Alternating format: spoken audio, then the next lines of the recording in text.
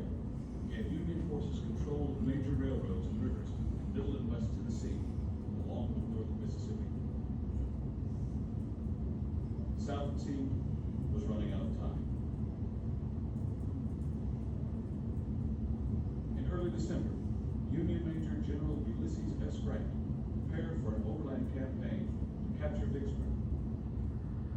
Grant's army held the key East-West Railroad, the Memphis and One of Charleston, my and the main north-south videos I made a couple of weeks ago when I went down to the Waverly Plantation. This is the same General Nathan Bedford Forrest who stayed at the Waverly Plantation after he was wounded. To compound the situation, the Federal Army in Nashville, commanded by He was once buried in Memphis, Tennessee, in the area that's called the Medical District by the University of Tennessee.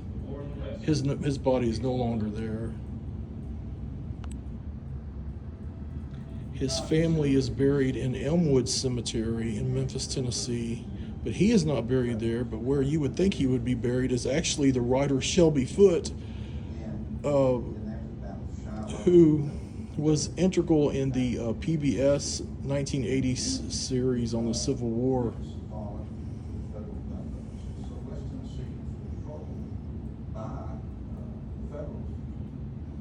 Sensing the dire circumstances, Confederate General Braxton Bragg moved quickly to slow the Federal advance.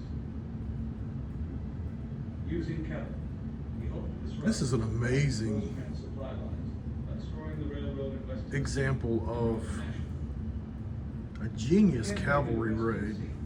Bragg turned to one of the south's General Forrest was actually a self-taught cavalry general. preceded by a fierce reputation Military genius as far as cavalry attacks are concerned.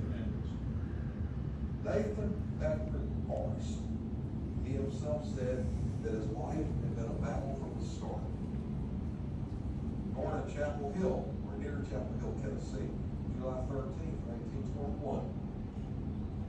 This map has Missouri and Kentucky and Oklahoma as part of the Confederate States of America, but those states were never formally part of the Confederate States. I guess this is in 1861. like a fantasy version of what the Confederate States would have looked like. He quickly rose to command cavalry. Missouri and Kentucky were very close to entering the Confederacy, but they never did. 30 Federal soldiers and a few Confederates who got in his way.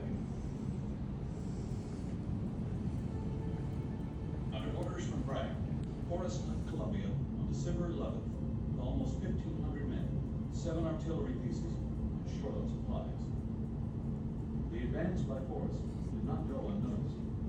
Spies working for Rosecrans were that both Grant and Federal units in West Tennessee. The cavalry commander was on the move.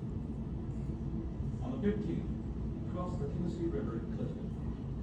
Over the next 2 weeks, Forrest and his men rode at a lightning pace, engaging Federal troops at Lexington, Carroll Station, Humboldt, and Trenton. They skirmished at Rutherford and Kenton. On the 23rd, captured Union City. Several units pushed across the border into Kentucky, hoping to draw attention from the Ohio River garrison in Columbus. Along the way, Confederate cavalry destroyed miles of railroad track, captured hundreds of Federal soldiers, and confiscated tens of thousands of dollars in weapons and supplies. So complete was Forrest's raid that only one bridge between Jackson, Tennessee, Little did Forrest know a second Union force led by Colonel Fuller moved to attack Forrest's troops from behind. Suddenly, the tables were turned, and the Confederates faced enemy troops both at their front and their rear. They encircled them.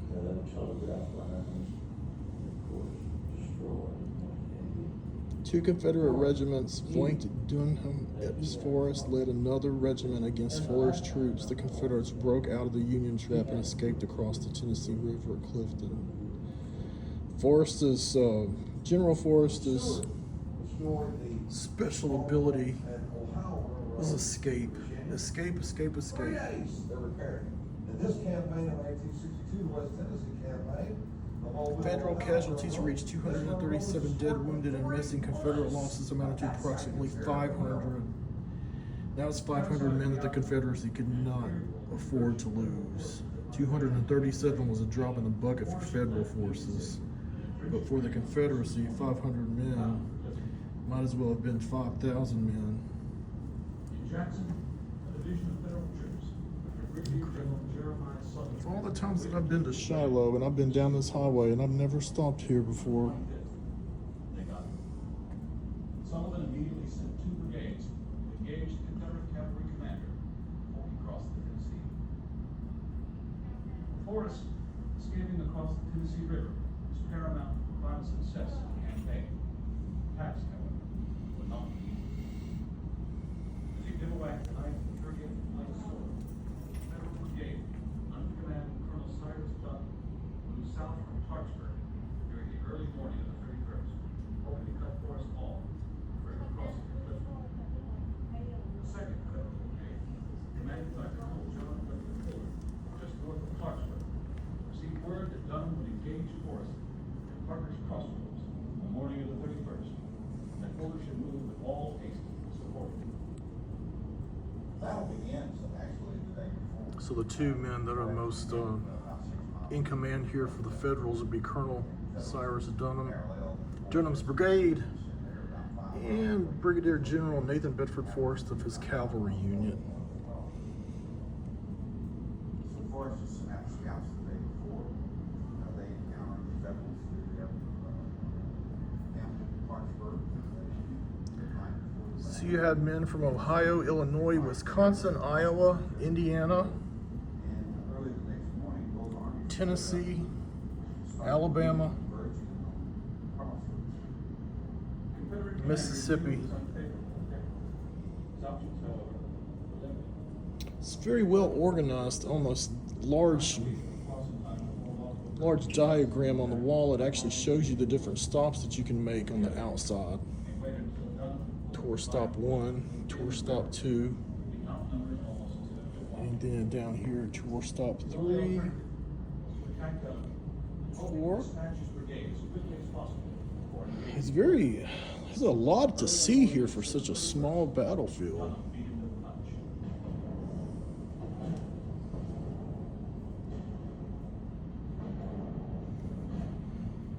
Outnumbered, Confederate pickets retreated north along the path of Mooresville Road.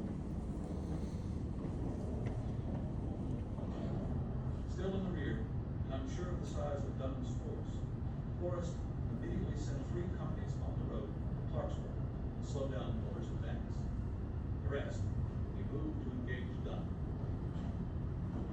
Former lawyer and Indiana's Secretary of State, Cyrus Dunham, I know Cyrus Dunham was a lawyer. 2 months earlier in Kentucky. Forrest was a businessman. Now commanding a brigade of 1,500 men, he pushed the Confederate pickets back along the road before halting a ridge at the south end of what was, in the summer months, Davis family cornfield. 400 yards away, near its north end, What is more important, the Union or your forces, Parker? and a matter of Responded, my house. Parker became a dedicated Confederate but did not live to see the end of the war. He passed away in 1864. Spoken like any true American, your house is your castle, your homeland, and your home is more important than any political battle. Dear Paul, lying on my back, I will endeavor to let you know that I am in good spirits and health, save a broken leg. I was fearful from the pain that I would have lost it. Not now with the cow, hope not. I tried to stay on my mare and kicked, but she was unmanageable, and having no use of one leg, I could not stick on. So I tumbled off and I scrambled in the fence corner. I much regret that after the fight was so near over, I should have been kicked by a horse. I wish the leaders in this war could feel the suffering around me. There are many much worse wounded than I. Your suffering son, Johnston. initial engagement lasted almost 2 hours. Johnston Ryle, member of the escort company, published in Nathan Bedford Forrest, Escort and Staff. Federal artillery placed on a ridge to the south with fire. A letter written by a Private William H. Peter of the 102nd Illinois to his parents describing the mortal wounding of his brother Sammy in the Battle of Parker's Crossroads. So it was while we were passing through this strip of timber that Sammy fell. Did not know of it till we were formed on the other side of the timber. And one of the boys came up and he told me that Sammy was wounded in the leg.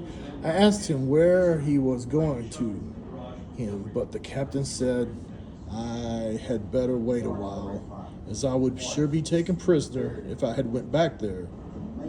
We were now surrounded on all sides, and times looked dark indeed.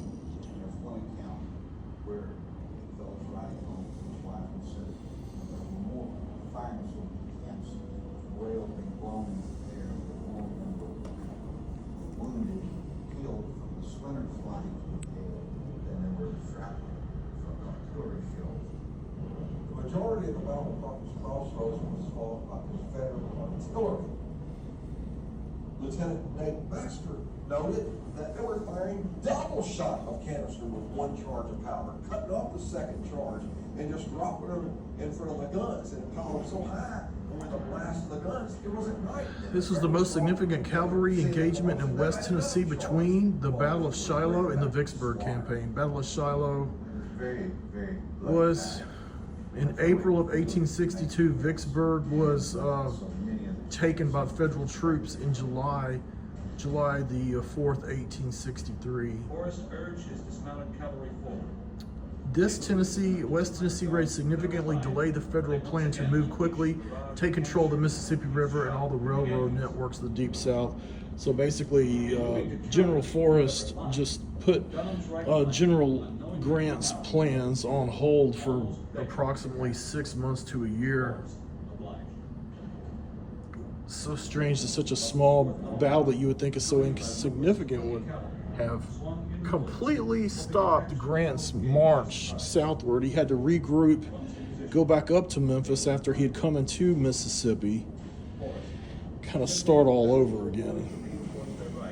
Against what they thought might be the main Confederate assault. Ordered the 4th and 19th Tennessee south to attack Dunham's rear across the Huntington-Lexington Road. Encountered the 39th Iowa, made up of green troops mustered in a month earlier from their hometowns of Des Moines and Davenport, pulled out of the line along the fence and moved to repulse the attack.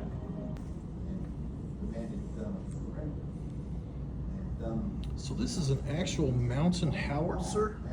There was a lot of artillery used in this battle. 12-pounder mountain howitzer was a lightweight piece designed to be easily disassembled and transported on muleback. So you didn't have to pull the whole piece by itself. You could take it apart. You didn't have a lot of pieces to it. There's not a lot of working pieces to this. And you could just be showed basically one time how to assemble and disassemble a piece such as this. Very easy to assemble, to disassemble, reassemble, and to use. Russell's Alabamians in Starnes Fork, Tennessee would get behind them when gunfire in the distance and It's actually used here at the battle. That's a gem right there. Amazing.